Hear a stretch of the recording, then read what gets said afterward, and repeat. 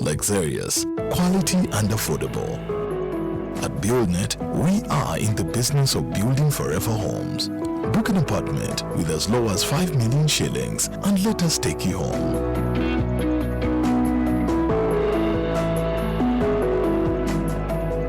Find us at Tintindo Complex Block B, first floor, or call us on the numbers below. BuildNet for quality and affordable housing.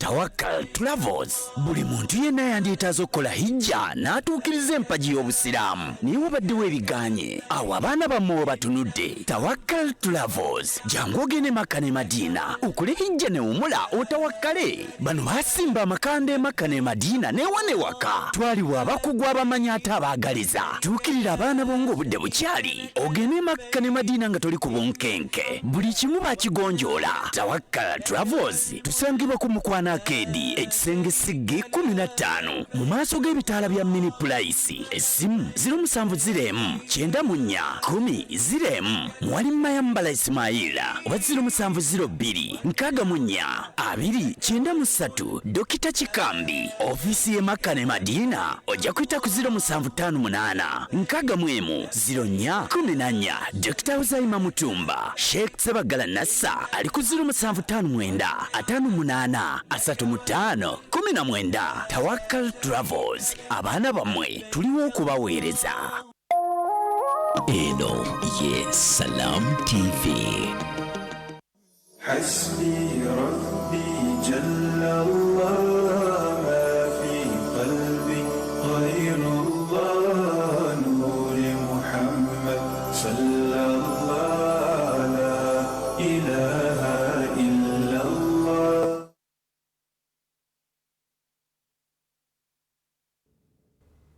أعوذ بالله من الشيطان الرجيم بسم الله الرحمن الرحيم الحمد لله ثم الصلاة والسلام على رسول الله صلى الله عليه وسلم. رب اشرح لي صدري ويسر لي أمري واحلل عقدة من لساني يفقهوا قولي. أما بعد فالسلام عليكم ورحمة الله وبركاته أيها المشاهدون والمشاهدات الكرام. مرحبا بكم أيها الفضلاء والفضليات في هذا اللقاء. بلونجي منا abali ku lutimbe kagadi wa Salam TV mashallah wa ta'ala tulibasanyu ate naffe twesiimye kubanga tuddamu gasimbagana ko nammwe mashallah wa ta'ala. Oli ku TV set oli mudiraawo tulinze alhamdulillah wonna gy'osinziira okubanga otulaba jazakumullahu khaira. Abatulaba online muli eweru eggwanga mwenna mutulaba online ya streaming live from the media plaza Salam TV mashallah wa ta'ala. Tuli wano tusinziira alhamdulillah mu kibuga Kampala, kibuga kikulemberwa mu Lord Mayor mashallah wa ta'ala. Era kirimu makkati kiri sijja bingiramu ebyo naye ekikulu kya byonna tusaba ekitiibwa Allah subhanahu wa ta'ala atuwe obulungi fenna. Weebale kubanga obeera ku Salam TV, weebale kubanga oyagala program zonna ogoberera era ow'amagezi, weebale byonna byokola ku Salam TV. Mbakulisaayo nnyo nateera ababadde mu Salam community balazes mashallah ta'ala. Kulikireyo ddala saba Allah subhanahu wa ta'ala batuweera obulungi era Allah abeerenga abamalira. Mwebali kujja mu bungi we mutyo mwatulaza omukwano ate mwatulaze nti mufollowinga Salam TV. Jazakumullahu khaira. Salam TV yongedde sajjakula tegeeza nti mayengo mubangaawo zibu nnyo katusiŋŋaana TV ezekyankalanya Salam Salam Salam Salam yate wotabeera na Salam onoobeera naki. Naam, mwabadde wambogo ya mashallah nga nange ndi mu kusomesa Tawakkal Travels tugenda okukulembera ate ogenda e Makka ne Madiina. Twabadde kutuuka restaurant nga tusoma then oluvaawo ate ntubanga groups ez'enjawulo tukola sinziranga program wetambula ololanga olunaku olw'Essande lwonna olumazeeko. Wetyo twabadde ne baganda bange nga tusomesa era nga tuli mu tematema nsonga za njawulo. Omuntu agende e Makka ne Madiina ng'amanyi ekyokukola nga n'okwagala yayagalayo. Ayawukanyiza ayawudde Makka ne Madiina ku lugendo lwa bulijjo. Ngendo zagenda no agenze Rwanda, agenze wali waabwe ludda wa agenze Dubai biidhnihi jalla waala. Mukize mikwano gyange balungi mbategeeze nti nateera nga bulijjo tuba wano mu musomo gwaffe gw'olwokubiri gulimu ensonga ezikyalenjinga umma eno, ebintu ebikyalenjinga umma, kyankalanya abamu mwetunyigira, kyankalanira mwetuvulugira n'obujjawo mu busiraamu n'ozaayo bigamba abasiraamu buli omu yenna nga gwe wetadde kuba sekuritale bwewa ekitiibwa Allah subhanahu wa ta'ala. abo bali mu busiraamu muno mubali nga sekuritale ba Allah subhanahu wa ta'ala nga bagamba nti mu busiraamu ajjamu gwayagadde n'alekamu wayagadde. gwe enta muslim gwe ate gwe toli musiraamu. eddiini agijjamu bayagala subhanallah n'agissamu bayagala. bano bagibwako erimu, bano tebagibwako erimu. bano bakafiiri, bano bannabida. ebigambo byebyo biyitirira mu nnimi z'abantu. naye gwekunuulira yosoma n'okusoma naye ng'agamba n'okugamba nti akola ddaawa ya nabbi sallallahu alaihi wasallam. tunatambula bwe tutyo ekyo tulina okukola, bye tulina okukola. puroguramu eno ejja kuziba ensonga zonna ezireeta bagita contentious issues ezireeta obuzibu emitaafu okwawukira okuyinzayiza n'okuttingana n'ebisigadde mu busiraamu muno. tugamba tuzibe olutindo olwo. ezimu ku nsonga ezitusumbuwa zibidaati zaaliwoko ku mulembe egyasooka, zaaliwoko oba nedda, basahaba bazoogerako nabo oba nedda. bida n'entegeera y'abasahaba tugenda okulaba olwaleero. naye nga sinaba kwanjula okutandika mu butongole muganda wange ababuuzeeko inshallahu taala. mulaba seeka wekitambala nekanekanya edda tasbihi leero gireseewa baseeka bakulu bagube ku nankani toddamu seeka tasbihi ya kalaadi seba abantu bakayagala ate kafuuse sunna nnyo ne Saudi Arabia. buli woyita ate buli wamu n'abali batabutunda. omuntu yenna nga mutamase ku zikiri tusaba Allah atunywereze ku azikari. Amina ya rabbi. kizibu okuba nga talina kalaadi. nagenda Sudan 25 ekirabo kyebasooka okumpa musajja omwarabu n'aleeta ekirabo kya kalaadi kaali kayo kati akasaka bawaddeko emitwetu tewegityo nenzijukira kali kaali kagureni nga kalinga akubuukalaba ekakadi kali kiyasooka okumpa kalaadi yekirabo ekikulu omusudaani kyakuwa kyakuwadde kalina omulimu gwako n'ogukola era ensi ya dhikiri ninkategekana okumala ebbanga sijakubuuza kikalagana ya alhamdulillah. uza kuva tulaba. أعوذ بالله من الشيطان الرجيم بسم الله الرحمن الرحيم الحمد لله والصلاة والسلام على رسول الله صلى الله عليه وسلم وعلى آله وصحبه وكل من سار على نهجه إلى يوم الدين أما بعد. abalungi mwenna bali ku lutimbe lwaffe olw'emirembe olwa Salam TV yonna gye muli saba Allah tabaraka wa taala abakuumire ebyengera byonna byakyabawadde ate era musaba Allah bali mu buzibu abakyusizeemu abaweemu embeera ennungi esinga eyo. Amina ya rabbi. naye nga temwekubagiza nnyo buli lwotuuka mu kizibu nabbi sallallahu alaihi wasallam atugumya yegamu ku makubo Allah subhanahu wa taala mwayita okubanga atukendeereza ku mizaani yaffe gyali. yani bwokosebwamu n'ofunamu akasujjasujja ngaako manya nti ewa Allah subhanahu wa ta'ala obadde olinayo amazambi 5 fifite Allah subhanahu wa ta'ala kukendeereza omaliriza gasasise tegakyalinga bwe gakoze ki bwe gabadde. So mu mbeera efaanana bwetyo nsaba ali mu mbeera ey'okunakuwala nebekunakuwala nnyo oba oliawo Allah subhanahu wa ta'ala alina kyamuteekerateekera ekirungi ekitayinza kujja mu bwongo bwe essaawa eno. naye bw'obeera mu mbeera y'akanyigo ndi mukakafu nti Allah subhanahu wa ta'ala abeerako n'embeera gyakuwewulamu. abalungi mukkirize mbasabire Allah subhanahu wa ta'ala fenna nze naawe mu byengera byatukuumira atukuumire nnyo ekyengera eky'obusiraamu kubanga ekyo bwe kibaawo bisigadde byonna bijjuliriza bujjuliriza. naye tusaba Allah atuwangaze nga tuli basiraamu bali batusiza akaseera atujjulule nga tuli abakkiriza abannamaddala. tusaba Allah ajulire ntumutenze ate era tumwogeddeko wekitiibwa nabbi waffe Muhammad sallallahu alaihi wasallam. Naam, alhamdulillah. tuyanze seeka saakula biwambugo balaza za salaamu tozibaamu jamaani. kituufu. wiikendi eno twalinako ensonga ya Dr. mukwano gwaffe Dr. Muzammiru Mengaawo twabadde n'arwaha tugenze kuweereza mukadde wa al-Fatiha. Dr. Muzammiru Sekabira simanyi waliiryo naye sise kabira musajja munyankole byalo hagari bweritambula mashallah naye mmengawe twavaera netugenda embarara sebonabadde embarara abadde mbarara alhamdulillah onyede kumat abazanya n'engwe nabadde baali kwise agwati watuuse wallahi wali musajja mukulu bamuwadde okusoma omulyango ogusooka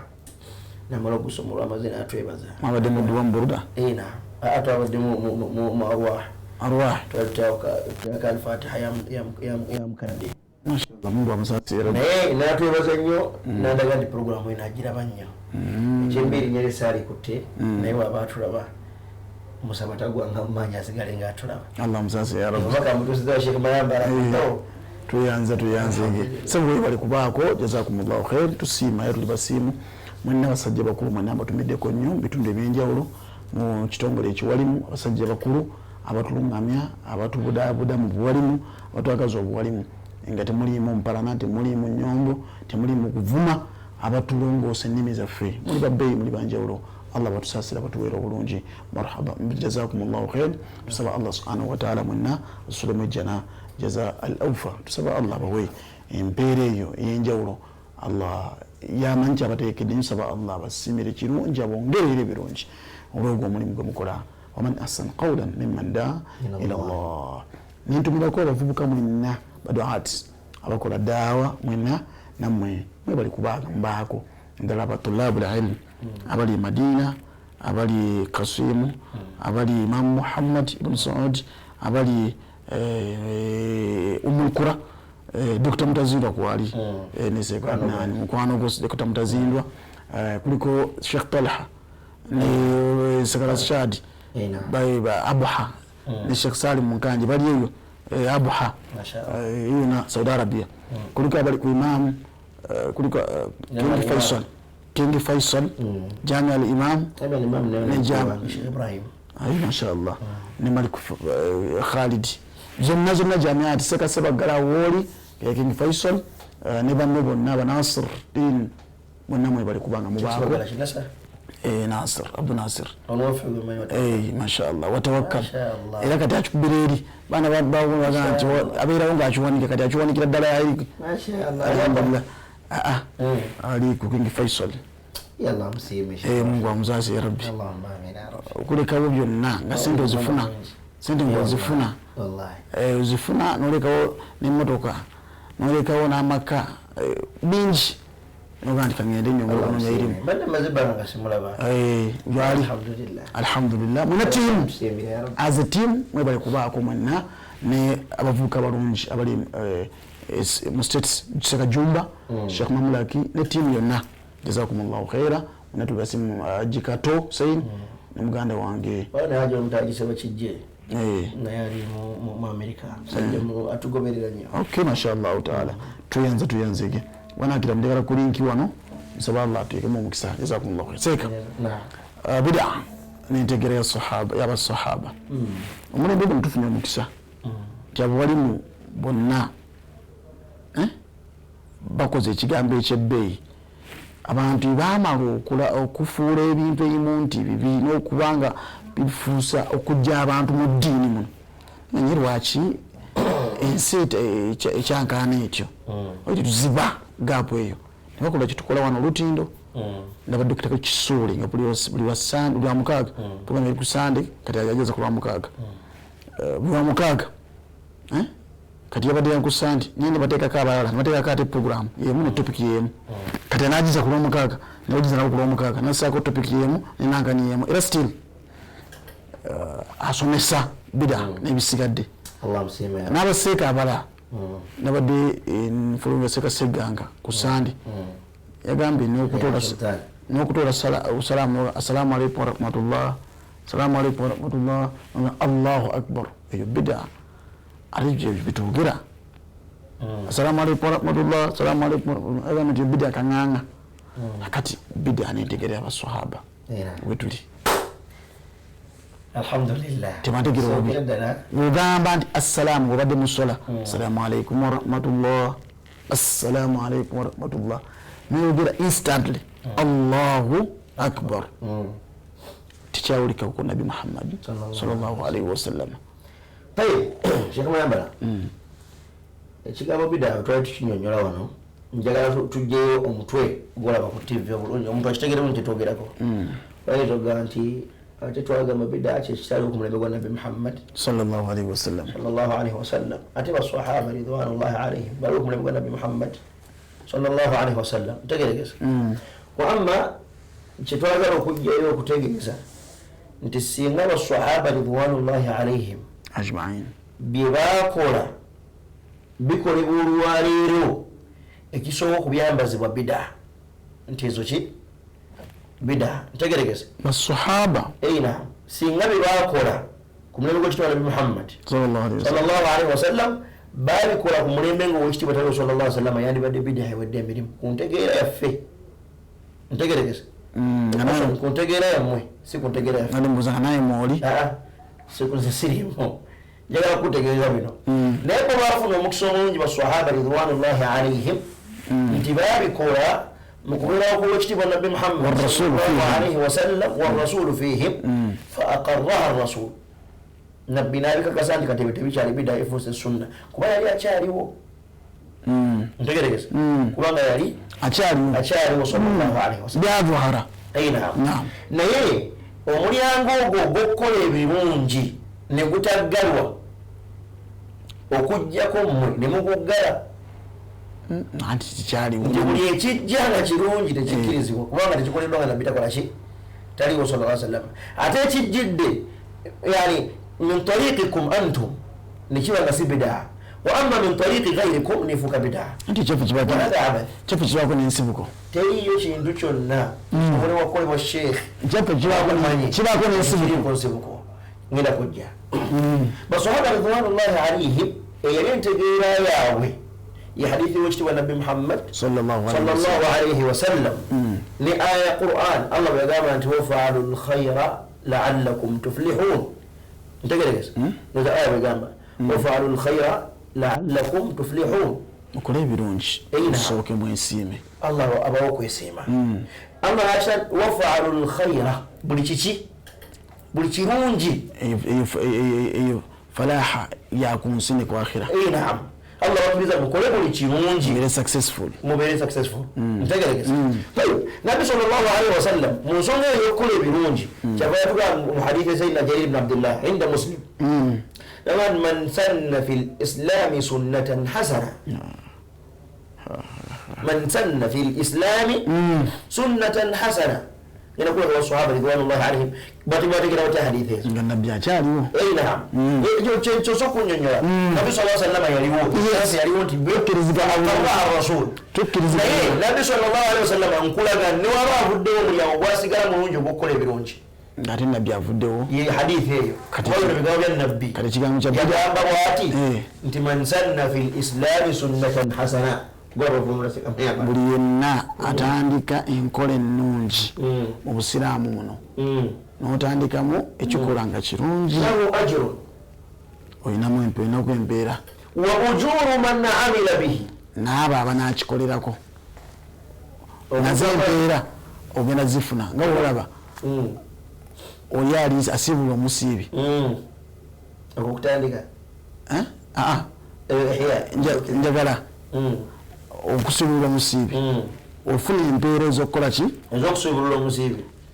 naye n'asigala nga nafunye empeera yo mu bujjuvu bwayo ate nayo Allah n'agikuwamu kopi kati osigala gwe ofuna empeera n'agamba nti omuntu yenna aleetera wano omukozi owulidde omukozi oyongera kumuwa emitwalo 5 okitegedde naye n'amuleeta nja kumuwa emitwalo 5 sigenda kukwata ku gino ekirala gy'omukozi nkuwe okitegedde ngenda muwezize naawe nkuwe ki gwaleese naawe nkuwezizo wakivuddeyo kati kyavuddeyo dda فالنبي صلى الله عليه وسلم حديث كان من سن في الإسلام يعني في أمرنا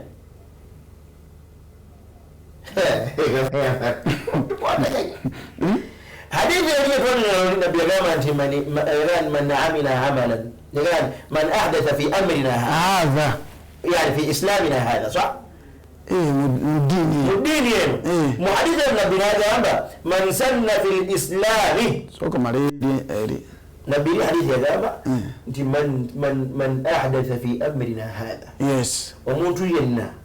azula mu busiraamu buno fi amrina hadha ay fi dinina hadha ma laysa minhu nga kyazuddemu si kya mu busiraamu waraddu nabira tusomeseza kikoze olugedde bulungi nabira kikoze tusomeseza kirikosiuko fawaraddu kimukolera ki ebiruddizibwa mu hadith nabi sallallahu alaihi wasallam n'agamba waman sanna fi lislami sunnatan hasana akoze mu busiraamu muno sunna ennungi enkola ennungi tayib lahu ajrun ayinamu empeera wa ujuru man amila bihi n'oyo nakikoleddeko naye ajja sigala nga nfunako empeera kasitayaleka mu busiraamu ekirungi afuna empeera nga nabbi waali ntegeregese afune ki empeera nabbi sallallahu alaihi wasallam hadithi yagikomyawo hadithi yeyongerayo munzimunoyamwe mba muvunula hadithi eyo mugamba nabbi yayagamba man ahya sunnatan naima omuntu atukiza sunna ekoze eki kubanga yebaddewo sunna ebaddewo era nga temukyogera okusinzira kusaba bulungi lhadith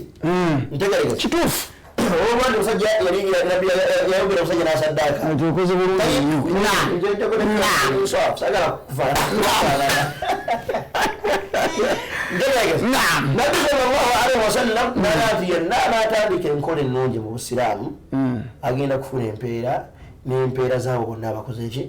abamulabiddeko ntegeregese mune mwana nabbi yategeezaamu kuzuukiza so si kuleeta nkola mpya siko kiri salamu najagala tugendere kuntegeera eyammwe ntegerekese nabbi n'ayogerawo hadithi nagandi waman sanna fi lislami sunnatan sayyi'a n'atandika mu busiraamu muno enkola embi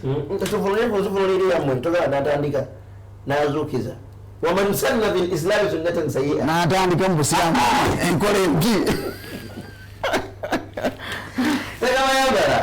twagambye munzivunule yammwe mugamba nti man sanna ay man ahya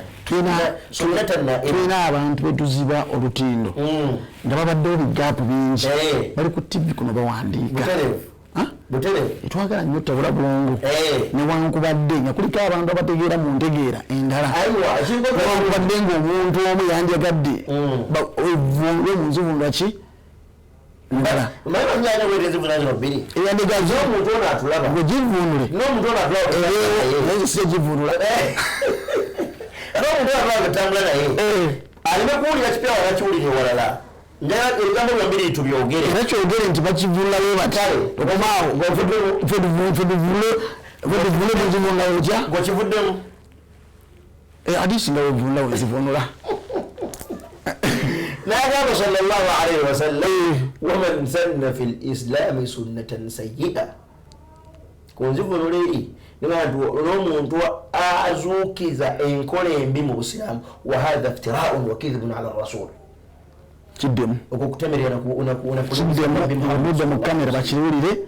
basheekhe bonna omuntu yenavunula hadithi n'agamba yali ategeezaamu kuzuukiza nkola mbi mu busiraamu kidhibun wa iftira kulimbisa nabi Muhammad sallallahu alaihi wasallam kubanga kimanyikiddwa n'omuto eyakagenda mu ssomero okusoma tusiba tukusomesa abaana ku leve etandikirwako nti lam yati lislam illa bikhair obusiraamu bwajja naki na birungi byokka obusiraamu bwajja na birungi byokka tebwajjayo nankola mbi ye hadithi ya nabbi sallallahu alaihi wasallam innama bu'ithtu liutammima makarim al akhlaq obusiraamu bwajja kutereeza mpisa nnungi kujjuliriza mpisa nnungi ekiseera ezaaliwo nga si nnungi obusiraamu bwajja kuzijjawo ntegeregese yenna vunula n'agamba nti obusiraamu butegeera n'omuntu azuukiza abawayiriza nabi Muhammad sallam ate nga amulimbisizza kati nenkujjayo ku mulamwa nekyo yogedde ekigambo ekindeetera the former AC Milan and Brazilian legend Kaka on the 2022 Qatar yagambibwa ati Kaka oba mumanyi era muzanyi wa mupiira yazambira mu tiimu ki ono boogedde AC Milan naye yali wa Madrid yava mu AC Milan yazanya mu Madrid yasinga okukolera ki FIFA World Cup Muslims are peaceful, inshallah, kind, generous, hospitable, and do not attack anyone. Europe and the West are lying and using fake news and propaganda. This is the best edition of the World Cup I have attended in my life in terms of organization and inception. Chindagadde mwali. Ninkwadde abantu boogera ku Busiraamu. Ebitali birungi. Sunna yaffe nnungi. Obusiraamu bulina kuba biki? Kati tulina kubeera mu sunna sayyi'a. Lala, Obusiraamu tebulina sunna sayyi'a. Naye omuntu agitandika agireeta. Yani kiddayo ku hadithi eri etwagambe sunna sayyi'a okuwamba emizikiti. Ebyo byonna sunna sayyi'a. Sunna sayyi'a okuvuma abasiraamu banno. Sunna sayyi'a. Sunna sayyi'a okujja imaamu n'embali. Sunna sayyi'a. Olwo ebintu ebimuunda si birungi. Obusiraamu si bufaanana. Ddala mu butuufu sunna sayyi'a okuzimba omuzikiti opposite n'ozimba omuzikiti omulala. Sunna sayyi'a. Onoonya kusolooza. Ebyo byonna sunna sayyi'a. Yes, nkubulya mazima. Toyina ensonga lwaki guno omuzikiti guli origino. Subhanallah tuwekubitegeera. Guno guli origino. N'ossaawo opposite kebere kalina. Nakufaanagana mulungi n'okusinga haramu okunyirira. Okusinga ogwa Madiina. Kebere kalina naye wano guli origino ogutaliiko wadde nkayana. N'ossaawo omulala ogamba nti ogwo mulimu mulungi. Sunna sayyi'a. Mungu atasi ya Rabbi. Obusiraamu tumusomesanga ebuli. Tasbihu mafahim nokugolola ensobi nokusukka ekkomo abantu abamu bibagala okusukka. Sheikh Mayambala onkoze bulungi bonnyonnyodde sunna sayyi'a ne tuzira omanyi omulungi utamane ku TV olwaleero ategedde sunna sayyi'a eziriwo ezifaanagana yani zetambuliramu olwaleero nga bw'ozimenye ebyadda n'ensingakaawo. Naam, ekinkoze obulungi Sheikh Mayambala yannyodde sunna sayyi'a kubanga nze nzogedde balinga nti mumulabye. Ebyo byonna buli omu abikola n'ababikola bennyini bayimanyi nti biki bibi. naye ala kulli haalin Sheikh Mayambala basahaba ridwanullahi alayhim mikwano gy'owekitiibwa Nabi Muhammad sallallahu alayhi wasallam abawangaala n'owekitiibwa Nabi Muhammad sallallahu alayhi wasallam bwe batyo bwe bategeera eddiini okitegedde era bwe bawangaala n'owekitiibwa Nabi Muhammad sallallahu alayhi wasallam balina bye baakola nga nabbi tabibalagidde naye ne babikola olw'okuba birungi nabbi olwabitegeera fa aqarraha nagaa nti ebyo byaffe tubikole. Nabbi yaliwo. Sinagaana nabbi yaliwo. Kati tewali alikyeyongeramu kipya mu ddiini. Ekifugo ekyo kirungi ekyeyongedde mu ddiini kiddayo ku minzaani ey'amadala g'amayinja ga 5 ge nagamba ntegeregeze kigwawa bwe kiba nga haramu nga tugaa nti yo bida asayyi atoleeta ntegeregeze bwe kiba nga kiri wajibu nga tugaa nti kyateekwa bida wajiba yateekwa tulina okugikola ngeruwa beera wetagikola ofuna omusango ngeruwa. Nabbi sallallahu alaihi wasallam bwe yabeererawo Qur'ani nekka ntegeregeze Qur'ani yo yakka eriko empeereze yakka eriko obutonyeze ani abikola ebyo? Hajjaj ibn Yusuf Thaqafi alagira Sayyidina Abul Aswad ad-Du'ali gwe yalagira namugamba nti Abul Aswad ad-Du'ali yali mutegeevu nnyo mu lulimi Oluwarabu. Hajjaj yennyini ntegeregeze namugamba nti kati Qur'ani tugiweerere. Mathalan ekigambo fiiru kitegeeza ki? Fiiru enjovu fa'u ya ulam ntegeregeze nga tekiriko butonyeze n'ekigambo qiila nga tekiriko butonyeze n'ekigambo qabla nga tekiriko butonyeze oyinza bisoma otya? Obutonyeze bwali bwo ku mulembe gwa Nabbi sallallahu alaihi wasallam obafa tashkilu al-Qur'an obafa Sheikh Mayambala mpuliriza katonda harakati zibateekako la والتشكيلات والتنقيط ateekako obutonyeze obwo Sayyidina Abul Aswad ad-Du'ali. التشكيلات فتحة كسرة ضمة من بيرز وموينة فتحة كسرة ضمة السكون التشديد والمد فتحتان كسرتان نضمتان أترك كيريو سيدنا أبو الأسود الدؤلي وسوجه حجاج بن يوسف والتنقيط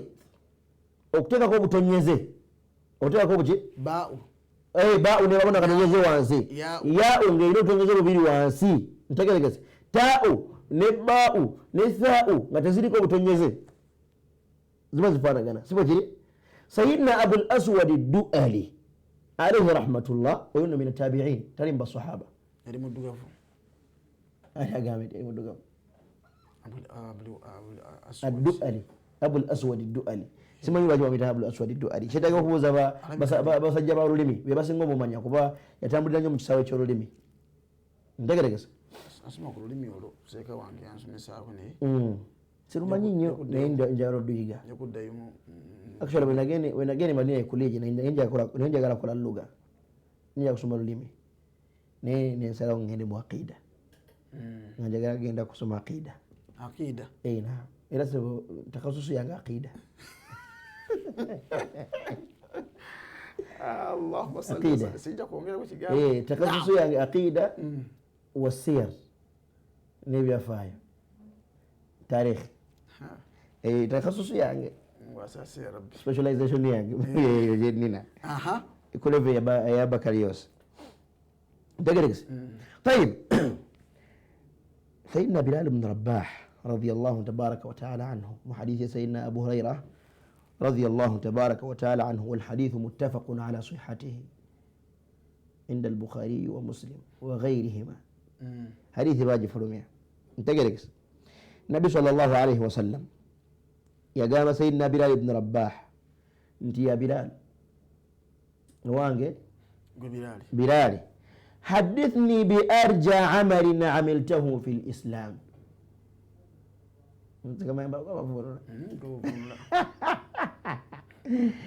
سبحان الله. النبي صلى الله عليه وسلم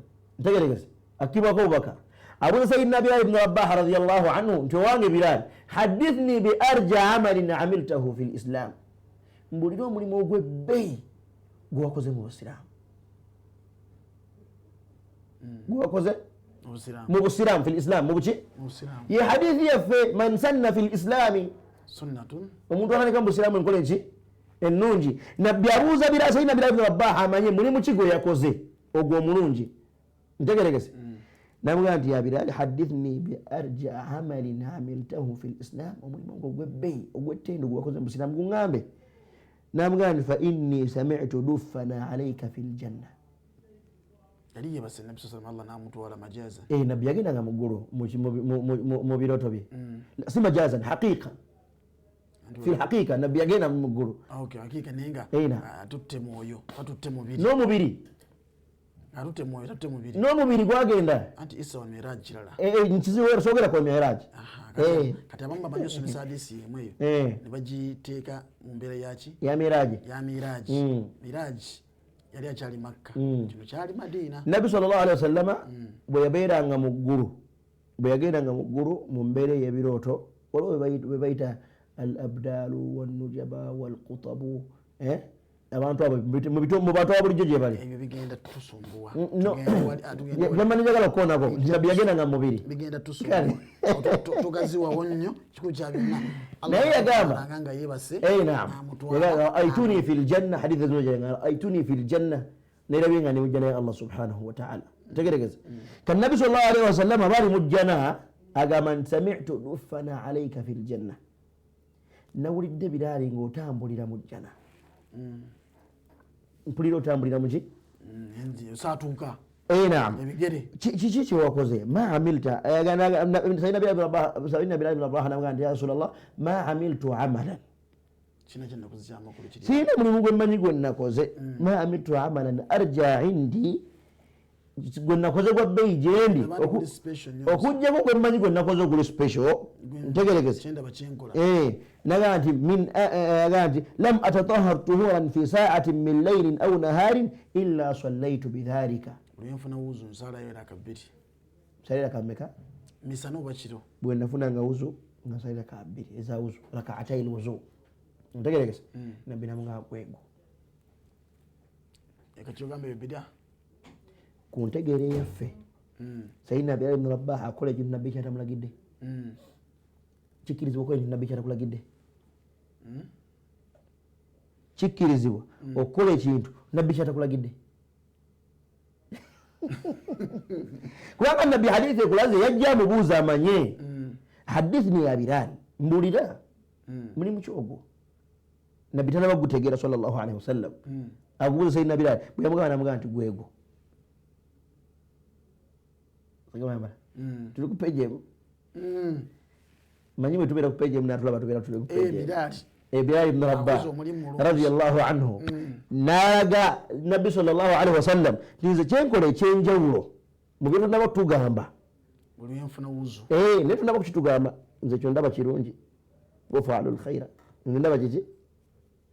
wafaalul alkhaira la'allakum tuflihun Allah yatugamba naam tukole ebirungi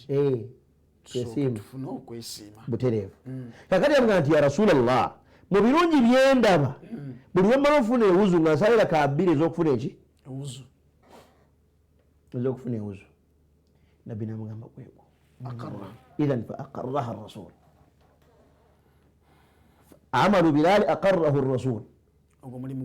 gwa Bilali nabbi nagukakasa nti kati yefuse sunna awo nefuuka sunna ntegeregeze kuba nabbi yaliwo sallallahu alaihi wasallam nefuuka sunna ya sahaba kasita yagikakasa nabbi sallallahu alaihi wasallam nagamba nti kati mulimu mulungi sunna neyobanga ummekubirizibwa okikola kyamu sunna kati buli wamala okufuna ewuzu nosaira kameka kiri mu sunna olwaleero naye ani yakitandika Sayyidina Bilal ibn Rabah ku hadithi endala عن أبي سعيد الخدري رضي الله تبارك وتعالى عنه بنو بني مجتمع نيشتو وشيني مكوانديكا صلى الله كريزين شماليزي نعم آمين يا رب يا جامبا انتي سيدنا معاوية بن أبي سفيان رضي الله تبارك وتعالى عنه يكوبا كن نبي يشكورا يشجامو نينا يشكورا كوبا الصواب نينا يشكورا كوبا التابعين انت كده كده نينا النبي محمد صلى الله عليه وسلم حديث سيدنا معاوية يفوم خرج الرسول صلى الله عليه وسلم إلى حلقة في مسجده nabbi yafuluma n'agenda asingane basahaba masjidi n'abasiŋŋaana nga batudde halaka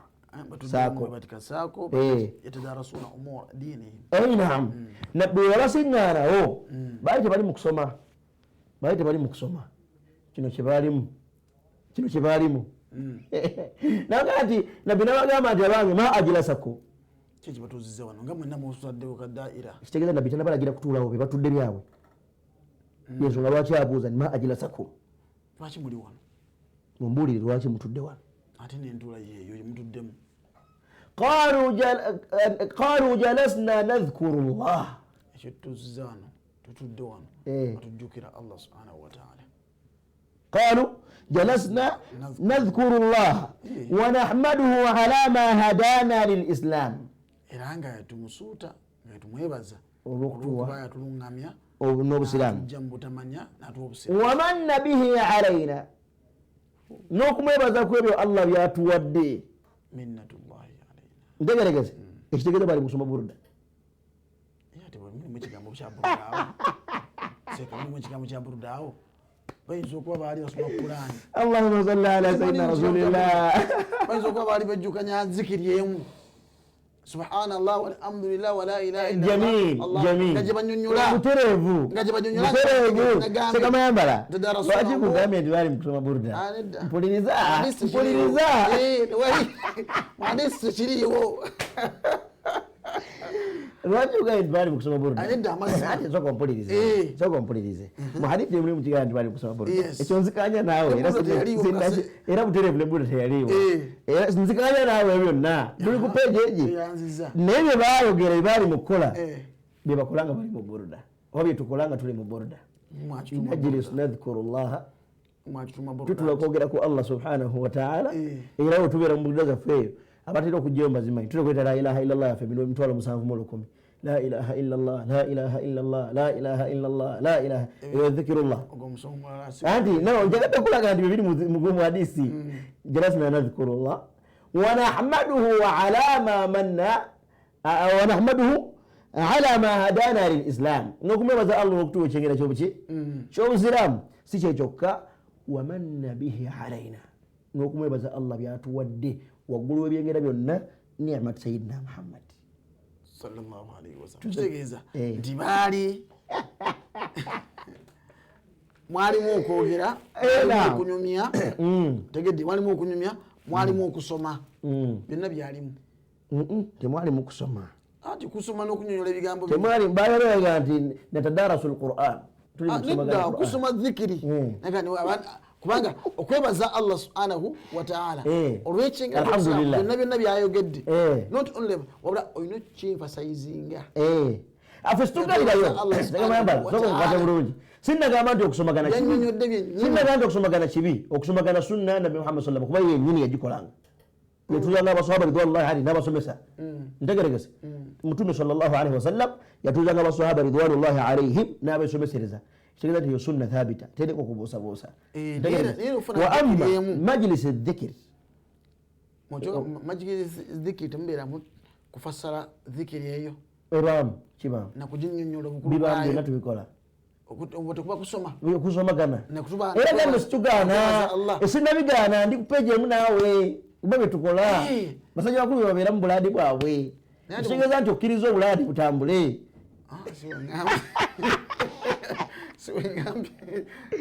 nabbi kyava yabagamba imamu Sadiki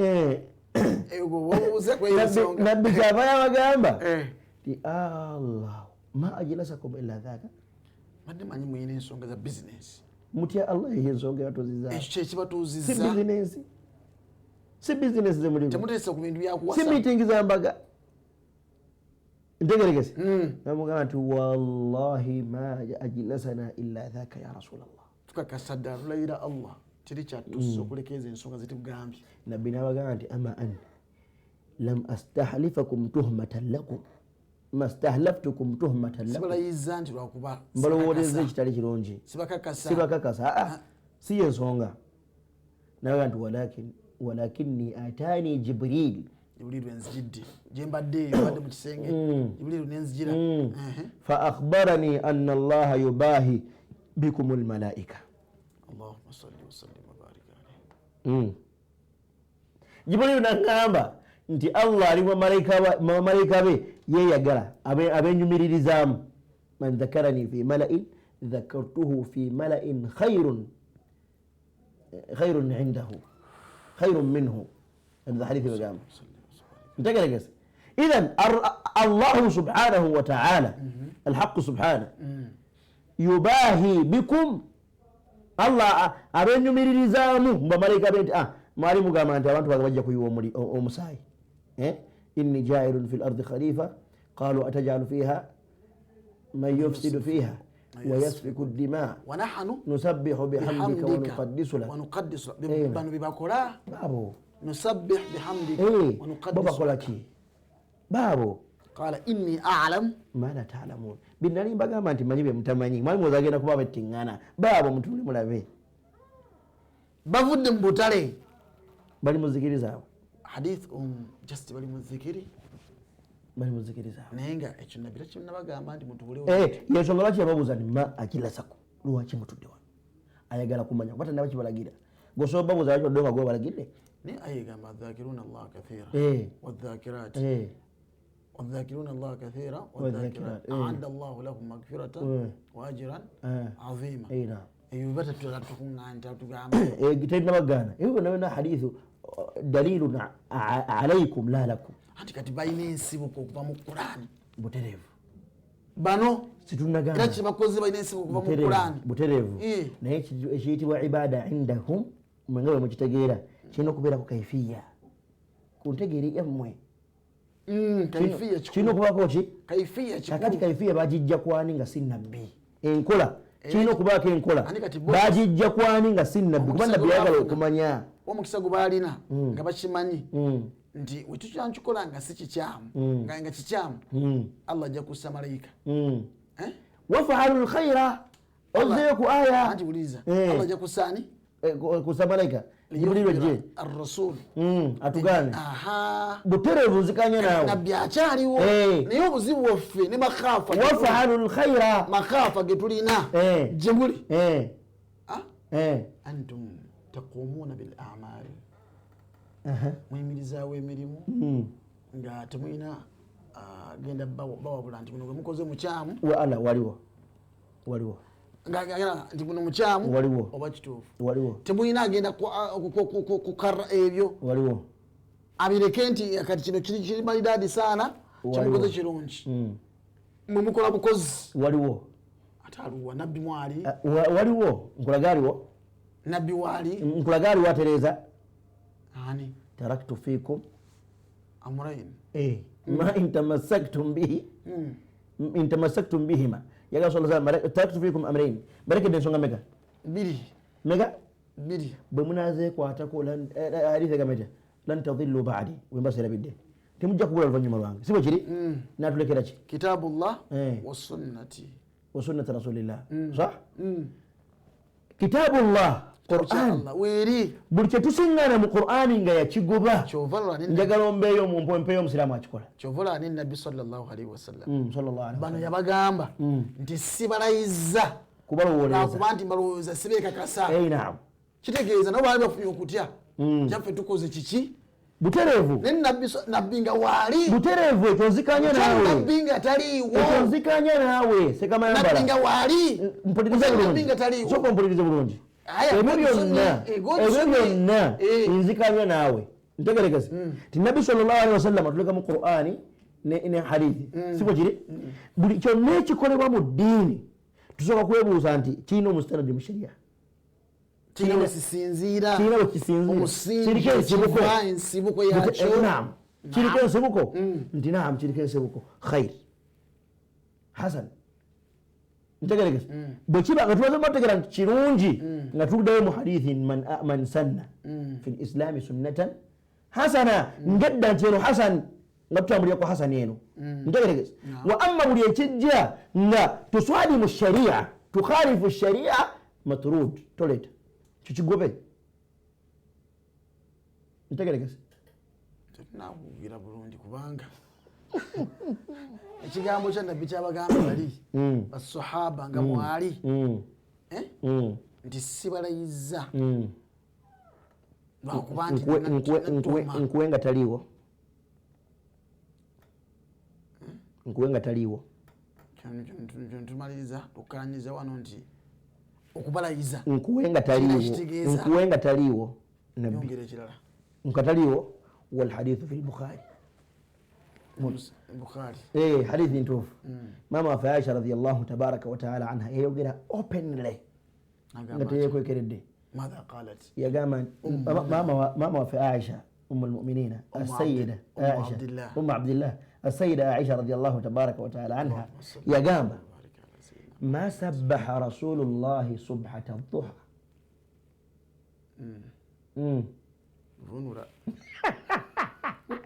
obadonga manabbi waali wano Aisha yagamba ma sabbaha rasulullahi subhata dhuha ekitegeza nabbi taliiwo tuli ku ntegeera y'abasahaba mutereevu gye baategeeramu ekigambo ki bida nabbi waali obatakola ki taliiwo kati taliiwo nabbi amaze okufa mama wafe Aisha yagamba walhadithu sahihun la ghubarun alayhi teriko nfuufu yagamba nti ma sabbaha rasulullahi subhata dhuha nabbi twamulabako nga asoma obulaadi bwa dhuha ngaleeta azikari mbudde bwa dhuha sawawo 3-2 okuva kuwe mu kitundu ai naam twamulabako nga nabbi atudde ali mu azikari zaleeta buki subhanallah walhamdulillah aleeta obulaadi twamulabako ntegeregese nagamba nti wa inni la usabbihuha sekamayambala vunule wa inni la usabbihuha Aisha yayogera ebyo mama waffe radiyallahu tabaraka wa taala anha yagamba nabbi twamulabako naye ate nze nja kubuleeta hal ummuna Aisha radiyallahu tabaraka wa taala anha mubtadaa nedda nabbi genyini yagamba sallallahu alaihi wasallam nti ekitundu ky'eddiini eno kijje ku mama mwani Aisha radiyallahu anha wano waliwo ekibuuzo Aisha radiyallahu anha ashara akibwako amateeka g'eddiini takkibwako byalaba bijja kwani ku nabbi Muhammad ebyo nabbi byatugamba okumujja kubanga yasulanga naye mu buliri bumu yabeeranga naye waka kumpi 24/7 ng'abeera naye ntegeregerako ne nabbi kati yenyini yagambye nti masabbaha teyakikola naye bakyogerako ne nabbi sallallahu alaihi wasallam ye kyayogedde ekigambo kyayo kiri openly ntegeregeze tekirimu mbeera yakwebuzabuza yagamba nabbi teyakikolako ntegeregeze yali badagana naye yakyogera naye yagala nabbi teyakikola ki kyanyumyamuko naye era nabbi namuwulira ng'akiyogerako naye yagala nabbi teyakikola naye ate nze nja kukikola. Aisha munabidaa kyogere nkutyese kamayambala tasobola kuba mama tasobola betujjako hafu y'eddiini eno gijjako ye musheikhati w'abasahaba tasobola sheikhati w'abasahaba nkwekyo kulabirako ekirala sheikhati hadhihi al-umma nkwekyo kulabirako ekirala mwalimati omukulu sayidina abdullah ibnu umar ibnu lkhatab radiallahu tabaraka wataala anhu kyetubatusimbyayo nkuwabino nga nabbi taliiwo mbyagala nnyo nabbi kataliiwo nga taliiwo sayidina abdullah ibnu umar ibnu lkhatab radiallahu anhu fi lmusnad inda imam ahmad bn hambal naye sahaba musnad wa imam ahmad bn hambal yeta hadithi eyo ntegeregese wa gairuhu min ulamai lhadithi sharif sayidina abdullah ibnu umar wabamwogerako min kutubi tarajim batugamba nti aktharu sahaba tatabbuan lirasulillah yasinga omugoberera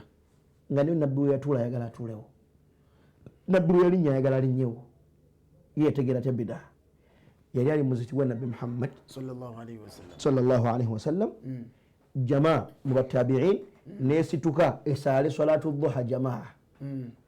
newasala salatu dhuha jamaa ntegeregeza ne bamubuuza nti owange kyebakola abo kituufu salatu dhuha mu jamaa ntegeregeza nabagaa nti bidatan vonula bidatan bid'a nene ntegeregeze bidatan bakoze bid'a wama raaitu bidatan afdala min hadhihi kali okavunudde ne kali okavunudde sikamayambala obudde bugenze obudde bugenda vunula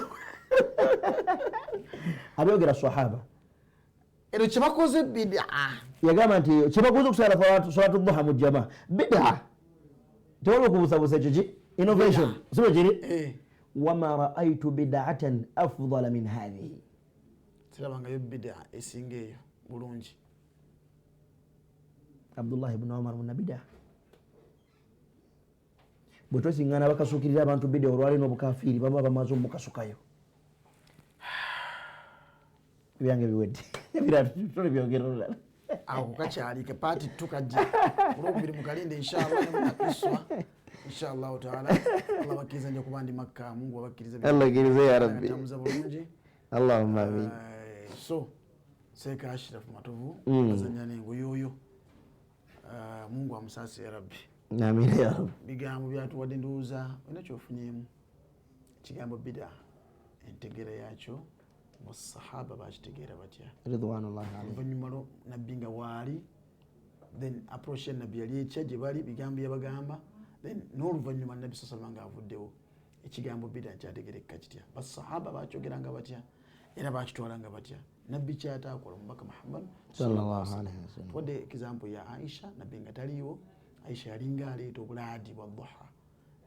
tegeti abeerawo n'aleeta obulaadi bwa dhuha bwa bbeeyi nnyo bwanjawulo bwa nkizo wano bwawanguzanga bakadde baffe abo walimu abedda entalo ez'amaanyi obulaadi bwa dhuha walimu ensonga zaabo. Aisha agamba nze nja bukola n'atuwa ensonga endala atuwadde hadisi ya Abdullahi ibn Umar nga nti ali mu muzikiti alaba abantu basaala dhuha mu jamaa n'agamba nti bid'a ateeka ŋŋaŋa naye ate sirabanga bid'a esinga eyo bulungi. Hadisi agambye entuufu genda ozinoonya oli mu kisaawe kya irimu mwenna noonya hadisi ezo. Kitunoonyaamu wano si kwawula wabula twagala kugatta birutindo tuziba bridge tusawo bridge tusawo lutindo tuzibe ebinnya empompogoma ebiwonko okwevumavuma okweyuzayuza ebisudde ekitiibwa ky'obusiraamu ebitujjeeko ekolagana ennungi n'emitima emirungi eri bannaffe ebyagala okuttingana wakati waffe nga tweyuzayuza ebikusiŋŋanyisa musiraamu munno ng'ali wali ali mu mbeera mbi noga nti kamulekeke eyo munabida kamuleke bimuteke mukane mukone ebikubeezaawo nga gundi afudde nogamba nti ffe abalongoofu alhamdulillah twasanyuse twasadde n'era kabiri twedde n'ekyenyi ku ttaka twebaza Allah subhanahu wa ta'ala olw'okuba nti gundi afudde Dr. Naskalisa ebikwogereza bwe bityo n'obitambuza mu bantu ng'ogamba nti olwanyisa bid'a naye n'oyogera ebigambo nga n'omutamiivu tasobola byogera. Mitima gyaffe wagiri mu biki ebinsigo ebatusizeemu njibanga emitima girimu embeera wekyo kitwagala okulongoosa biidhinihijalla wala sigalayo ng'okkiriza zibazanya nengo mbeera nemene mu studio naye bazanya nenga ategera mu ntegera y'endala nange entegere yange endala naye tusobole okusigala nga ffenna tuli wamu era nga tukkaanya saba allah atusaasirabawo bulungi mulongoose era mufunemu ekyokuyiga somo ng'egyo gigendeera mu kusomesa okulungamya nakuzza wamu nakuzza bujja